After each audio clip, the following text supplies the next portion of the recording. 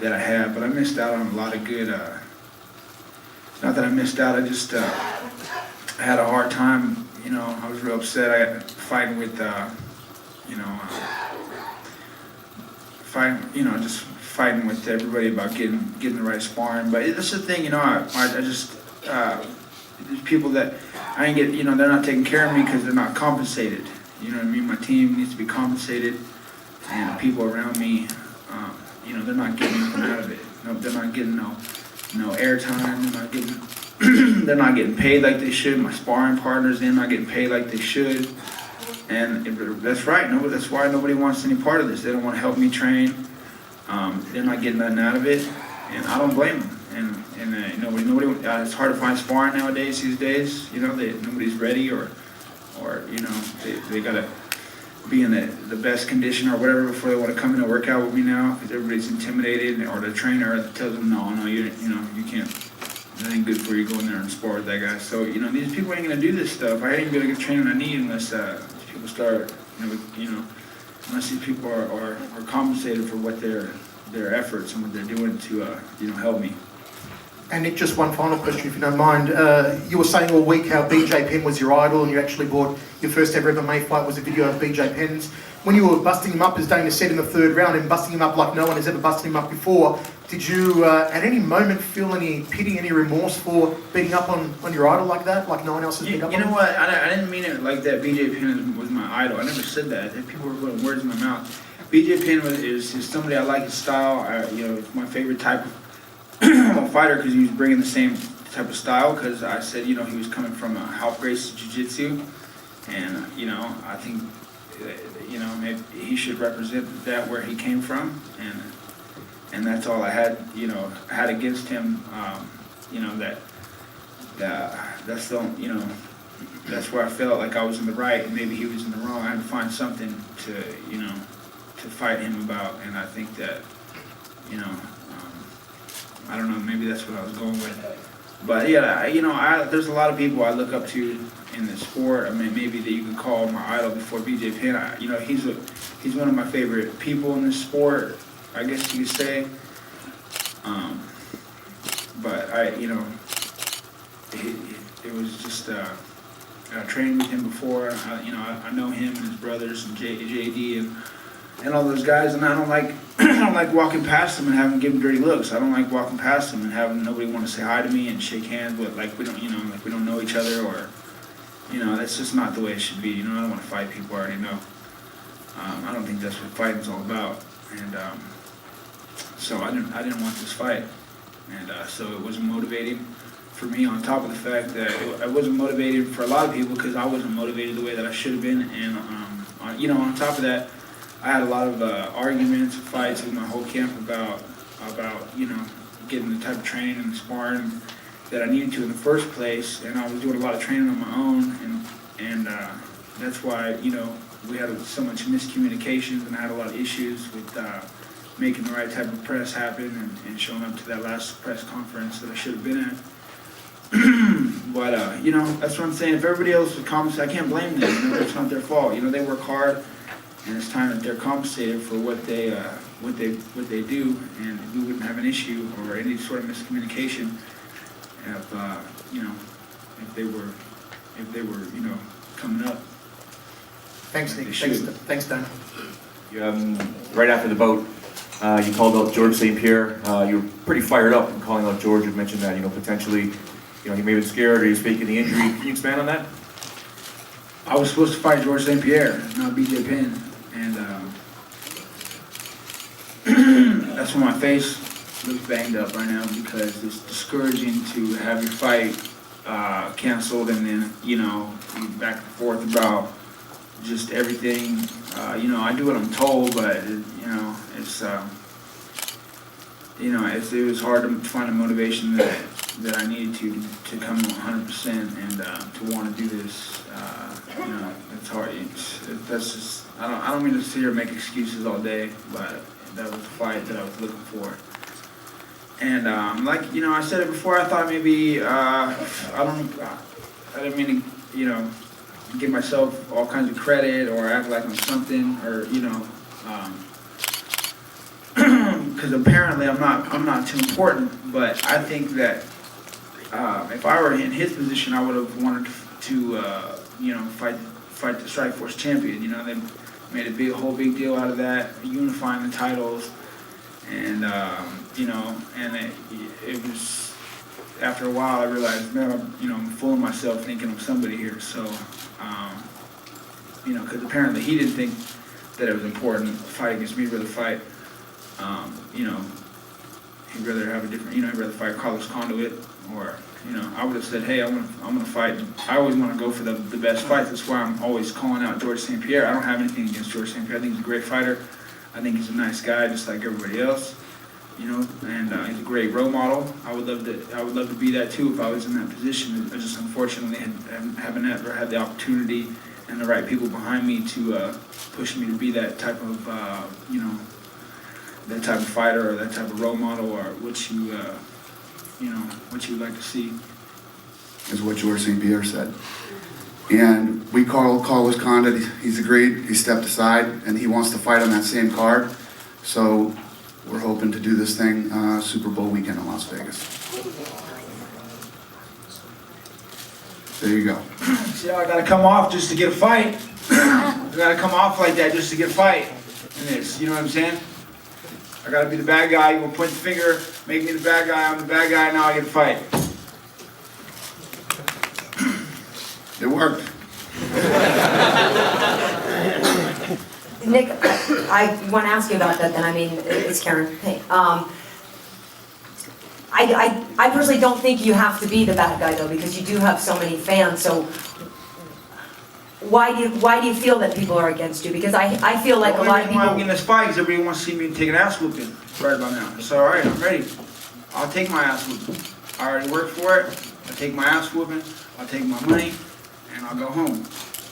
See, because I see that people think it's going to be a great fight. I mean, tonight you did to BJ kind of what GSP did to Koscheck in terms of jabbing and stuff. But to me, sitting there watching... He did to BJ what nobody's ever done to BJ in 10 years in this sport. Yeah, I don't know. I feel like maybe you're misunderstanding that you actually do have a great fan base that actually wants to see you excel, not see you fail. Okay. I agree. Yeah. Last question to you then. I know you're dissatisfied with your camp and you're unhappy about things. Does that mean some things might change, or you might, for the GSP camp, maybe train differently, get new people? What do you think you'll do? No, I'm not unhappy with my camp. I love my camp. I love my training partners. They are they gotta do them too. You know what I mean? It's about time they everybody needs to do them. It's we all are equally working the same. We're all trying to excel at the next level, and it's not their fault. I just think that they could get more credit for helping me out, and they can they could be more compensated for all the work that they do to help me out. And if they were, then people would recognize that, and I would have a better and a stronger team behind me. And but I wouldn't be here if I didn't have the strongest team. Considering my circumstances through this whole fight life that I've been living, I wouldn't be here without Jake Shields, Gilbert Melendez, and Cesar Gracie Jiu-Jitsu. This ain't just me. This is them too. This is my little brother.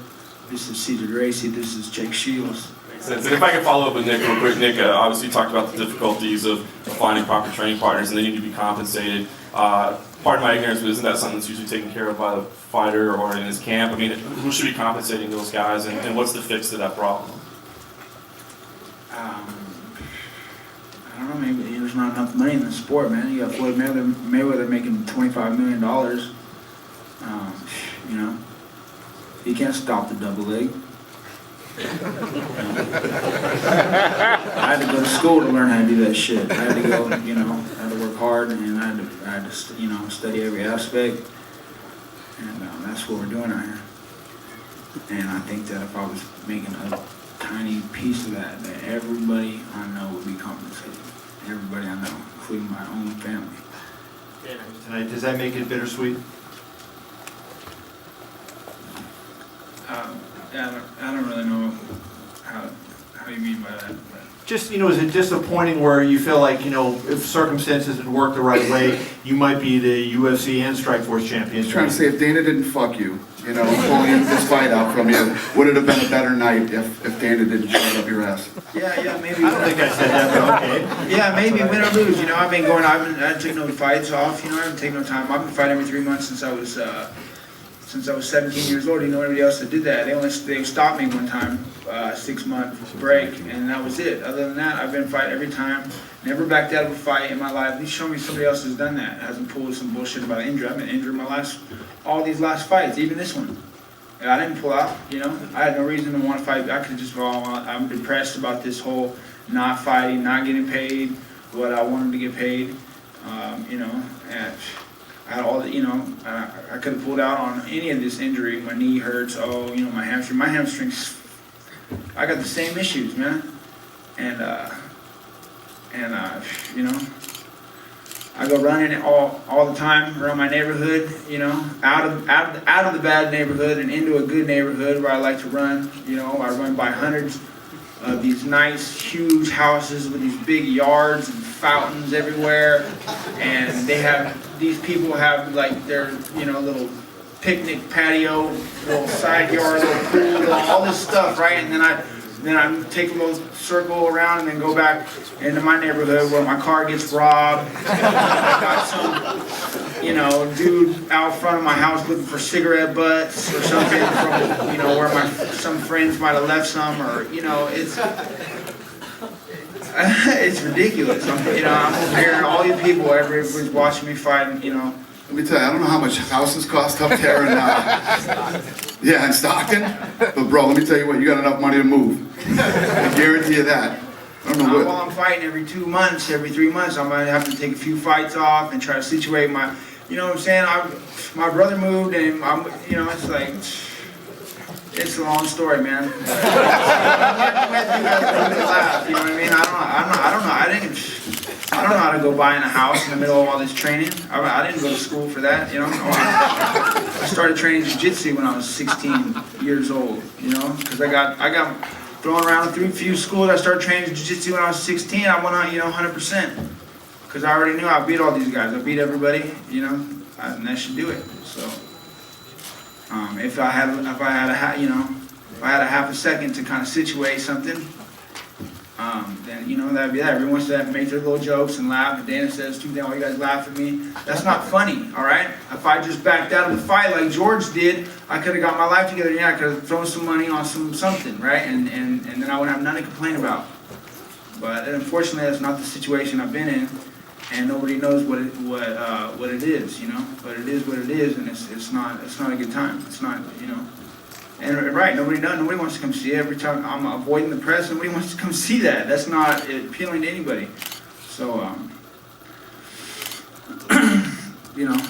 I can sit up here and just complain all day. I don't want to do that, but it's what you got me doing. Nick, did BJ hurt you at all in there today? Yeah, BJ's good. He fucking throws an arm punch. It hurts. He hits hard. He's good. He's the best there is. Should be fighting 155. I think if he worked out with me, he would have got in shape. He probably won some of those fights. But he's ready. He's been fighting. He's ready to. He's been fighting. Hey, that's when he's tired of this shit, man. He's ready to be here and be paid. And I've been fighting too. I've had more fights than he has. I've had 4 more fights than George has. I've had more fights than everybody. Harder fights with not half as much help. Nick, is there any joy in this win for you? Just getting the title, even the fact that... No. I had to fight somebody I know, had to fight somebody who we might have been friends at some point in time before, We could have had training together. They already had brought me on for training. I got to go with the sketchy feeling of all these people having some secret plan. They think they know something. They have this video on me, all this whole camp. Oh, it's not for, to go hard and then record and put it on the internet. It's just for us. And I'm like, right. Now you guys have all this footage of me in case you ever want to fight. I don't know what to think about, That's why I don't make friends. I'm over here shaking hands. Oh, that's not what I want. That's not good for the fan. I don't want to see that either. We make 2 people fight each other and friends and they go out there and give each other a hug and then go into the third round. What the hell is that? Nobody wants to see that. I mean, well, not where I'm from, they don't want to see that. You know, they don't want to see them wrestling match. You know, nothing against the wrestling. What about the fact that you're finally getting the title shot now, and I assume a bigger payday is going to come along with that, which is something that you want to. Does that make you feel better about how things turned out?